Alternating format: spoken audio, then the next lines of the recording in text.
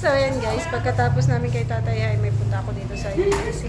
Galing na kami sa sa Lingap Center. And then, magpapadala tayo ng Origin. Ay, wala na, Origin. May dito. Yan yung mga negosyante yung tao. Dami, oh. 2, 4, 6, oh, dami. Daming pinapa-ship ni Maria Cocinera, guys. Order na kayo, guys. Order na kayo ng peanut butter. Peanut butter. Order na kayo. Murang-mura lang. Tingnan nyo naman. Nagpapaship siya nationwide na. Luzon, Visayas, Mindanao. Diba?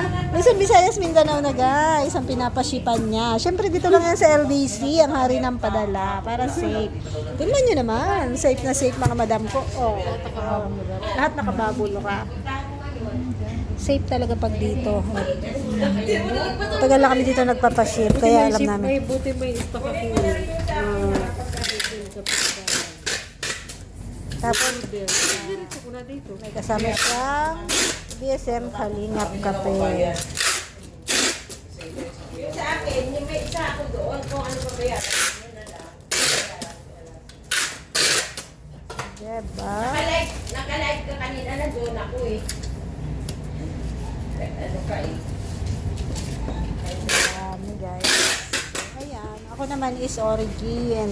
Ang ating pinaship ay Origin. Baka pwede dito. I-scan na lang naman nila. Uwi na kami guys. Tapos na ang aming transaction dito. Iwanan namin sila dito. Babush! Bye!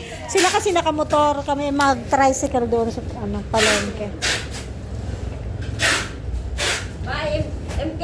Meron. Bubosh! Oh, may bago na naman siyang natutunan, oh.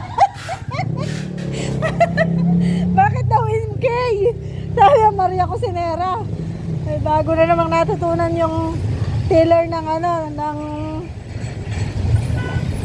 LBC. Ayan, mga kilala na po kasi namin yan sa LBC.